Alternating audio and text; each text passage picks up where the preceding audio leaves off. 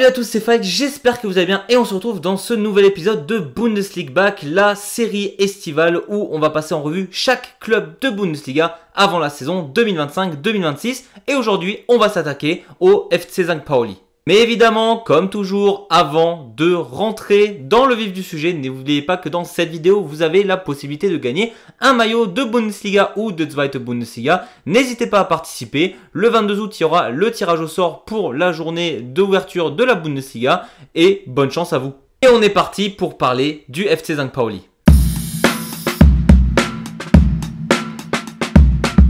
Première année plutôt réussie finalement pour St. Pauli, et je dis bien première année, oui, pas parce que c'est la première fois qu'ils sont en Bundesliga, mais parce qu'ils sont remontés de Zweite Bundesliga. Le FC St. Pauli était en Ligue 2 la saison précédente, et donc on aurait pu imaginer un club qui redescend soit directement, soit qui joue la relégation, mais non, ils ont quand même réussi à atteindre la 14e place. Et pourtant, ce maintien en Bundesliga aura été loin d'être une promenade de santé, déjà parce que comme on l'a vu pour HSV et pour Köln, quand tu montes, tes joueurs intéressent plusieurs clubs, et donc tu as quelques joueurs qui sont partis à l'intersaison, mais surtout, tu as ton coach qui a été acheté par Brighton alors que tu viens de monter. Et finalement, tu te retrouves l'année dernière un peu dans la même situation que Köln actuellement. Tu as donc Hürzeler qui a été vendu à Brighton parce que un meilleur salaire, et je suppose que la Première Ligue était plus attractive que la Bundesliga.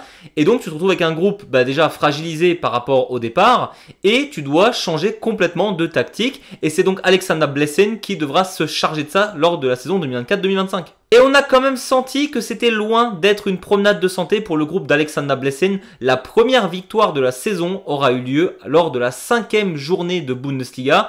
Jusque-là, tu n'avais pas gagné. Par contre, sacré statement, tu gagnes 3-0 à Freiburg, qui, on le rappelle, cette saison, ça leur aurait pas fait de mal les 3 points en fin de saison. Finalement, en 2024, on a quand même l'impression que le FC St. Pauli, forcément, ils viennent d'arriver, ils galèrent, les adversaires sont plus compliqués, sont plus coriaces, les effectifs sont meilleurs qu'eux, et c'est vraiment après la trêve hivernale où on sent que le FC St. Pauli a pris le pli en Bundesliga, commence à avoir pas mal de bons succès, et surtout fait de meilleurs résultats globaux, ce qui leur permet de s'éloigner un maximum des places relégables. St. Pauli officialisera son maintien lors de la 33e journée de Bundesliga. Sur 34, c'est vrai qu'ils ont un peu attendu, mais surtout ils l'ont fait face à un adversaire ultra coriace qui était l'Eintracht Frankfurt, qui eux, on le rappelle, jouaient leurs points et leur survie pour aller en Ligue des Champions.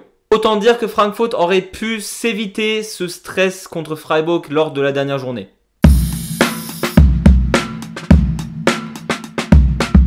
Bon, pour ce qui est des points forts et des points faibles, je trouve que St. Pauli, on en a quand même plutôt pas mal. Déjà, bravo à Alexander Blessing en tant que nouveau coach, d'arriver comme ça en Bundesliga alors que tu étais en Belgique juste avant, que ton groupe était déstabilisé vu qu'ils viennent de perdre l'entraîneur avec qui ils viennent de monter, et de changer totalement de philosophie de jeu. Alors je dis totalement, non, ce n'est pas vrai. St. Pauli, c'est déjà un club très défensif en Zweite Bundesliga, mais par contre là, il a amené cette défense à son paroxysme. Donc là où beaucoup voyaient St. Pauli sombrer lors de cette saison, ça n'a absolument pas été le cas. Grâce à un coach qui a vraiment créé un collectif ultra bien huilé, on sent qu'il n'y a pas de vague au sein du club, que les joueurs s'entendent bien les uns avec les autres. Je vous assure que c'est ultra important que les coéquipiers s'entendent sur le terrain et en dehors. Et cette cohésion de groupe s'est vraiment ressentie sur le terrain. On sentait que chacun se battait pour ses coéquipiers, et c'est vraiment super d'avoir réussi à créer ça pour se maintenir en Bundesliga.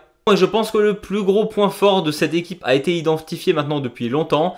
La défense de St. Pauli, c'est un délire absolument monumental. Le club, c'est tout simplement un club qui a fini 14e, mais qui a quand même réussi à être la 2e meilleure défense de Bundesliga derrière le FC Bayern.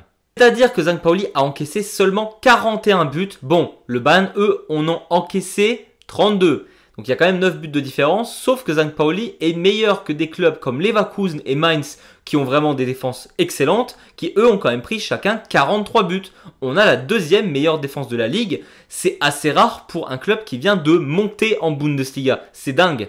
Et le pire, c'est que St. Pauli, on n'a pas cette sensation de bus derrière. Peut-être que pour vous c'est le cas, mais moi j'ai pas l'impression qu'il y a 11 mecs qui sont derrière, qui attendent le ballon pour contre-attaquer. C'est surtout des joueurs qui défendent intelligemment, qui vont se déplacer en groupe et qui vont essayer d'intercepter un maximum de ballons et ensuite tenter des contre-attaques. Mais en tout cas au niveau défensif, c'était absolument exceptionnel ce que nous a fait St. Pauli l'année dernière. Après évidemment, quand tu es la deuxième meilleure défense de la ligue, comment ça se fait que tu te retrouves 14e?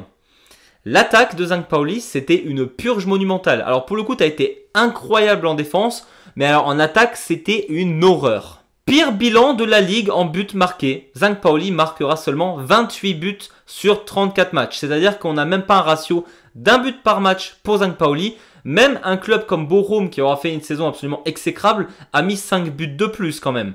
Ça montre l'attaque de St. Pauli qui était absolument pas là lors de cette saison. En même temps, tu viens d'arriver en Zweite Bundesliga, tu vas te frotter à des défenses beaucoup plus costauds que ce que tu avais avant en Zweite Bundesliga et tu as une attaque beaucoup trop stéréotypée. St. Pauli, c'est peut-être sympa à regarder en défense où tu n'as pas l'impression qu'il y a un bus. Par contre, j'ai l'impression que je m'ennuyais plus avec St. Pauli lorsqu'ils avaient la balle au pied parce qu'ils ne savaient pas quoi faire avec et c'était assez terrible à voir. Quand tu te frottes à des défenses plus compliquées, plus fortes, plus costauds que toi et que tu n'as pas une attaque serait-ce que moyenne, parce que St. Pauli c'était une horreur, tu n'as pas de numéro 9 qui aura explosé l'écran ou explosé les cages adverses. Quand tu vois que pour marquer des buts, des fois tu dois attendre que les défenseurs viennent marquer soit d'un tir de 30 mètres, soit d'un coup de pied arrêté, et ben c'est pas comme ça que tu survivras à long terme en Bundesliga clairement. Mon meilleur buteur c'était Guy Lavogui, joueur que j'apprécie beaucoup, il sera passé par énormément de clubs de Bundesliga, mais 6 buts comme meilleur buteur de ton club pour une saison entière, bah c'est beaucoup trop peu et il faut vraiment que St. Pauli gère ça parce que l'année prochaine, suffit juste que tu tombes contre des défenses un peu plus fortes et ben t'es mort, tout simplement.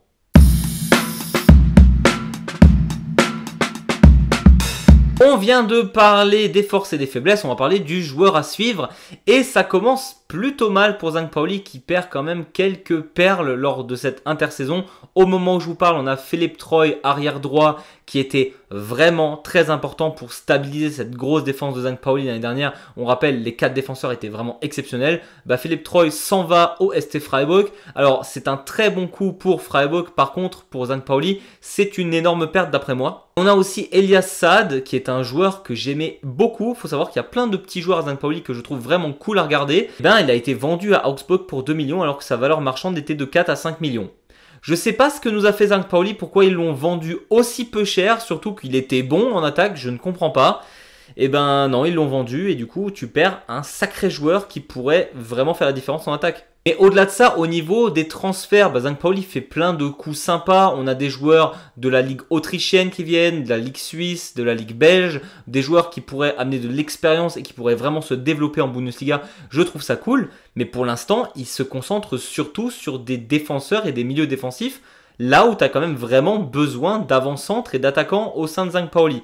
Après, il reste encore beaucoup de temps pour le mercato. J'espère qu'ils nous feront un coup de 2 à 3 millions d'euros peut-être, qui leur permettrait d'avoir, je sais pas, 10 buts assurés la saison prochaine. Ce serait quand même vachement cool. Donc mon joueur à suivre pour l'instant, c'est Joel Shima Fujita, milieu défensif japonais tout droit arrivé de Belgique. Donc pourquoi ce joueur-là en milieu défensif et pas un autre joueur défensif de St. Pauli? Tout simplement parce qu'il est très fort au contact et sur l'homme, il est très bon dans la récupération de balles et quelque chose dont il va avoir vraiment besoin, il va dynamiser l'attaque parce que quand il récupère la balle, normalement Fujita, il l'envoie devant. C'est pas un 6 qui a l'habitude, comme un Palinha au Bayern, de prendre le ballon et de faire une passe en retrait systématiquement. Lui fait des balles en avant et ça, St. Pauli va en avoir besoin pour essayer de percer des défense et marquer des buts. Parce que l'année prochaine, c'est simple, St. Pauli doit marquer des buts. Mais bon, on va dire qu'on fait confiance au mercato. Au moment où je parle, il y a encore beaucoup de temps avant la fin du mercato. Donc d'ici là, d'ici que la vidéo sort, il y aura un super neuf qui va arriver.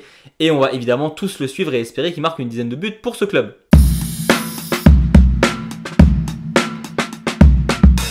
On arrive à ma prédiction et l'année dernière j'avais prévu que St. Pauli finisse 16e, qu'il joue la relégation, qu'il la gagne. Finalement il n'a même pas eu besoin de jouer cette relégation vu qu'ils ont fini 14e. Et au vu de ce que j'ai dit dans cette vidéo au niveau de la défense qui est absolument exceptionnelle et je pense qu'elle restera très forte, mais il faudra quand même faire attention à l'attaque. Je pense que St. Pauli restera tout simplement 14e cette année également, mais que le maintien sera un peu plus large, qu'il y aura un peu plus de points d'écart entre eux et les places d'en dessous. Je crois vraiment au projet de Zhang Paoli à long terme. Pour moi, c'est toujours plus difficile de créer une bonne défense qu'une bonne attaque.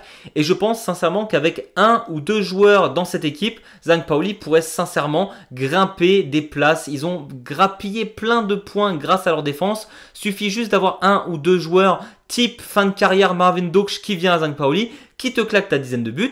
Et les gars finissent top 10. Ça serait vraiment exceptionnel pour eux. Voilà, c'était tout pour moi, j'espère que cet épisode vous a plu. N'hésitez pas à mettre un gros pouce bleu, à commenter, à vous abonner. Nous, on se retrouve demain pour un nouvel épisode. Et d'ici là, je vous dis, servus!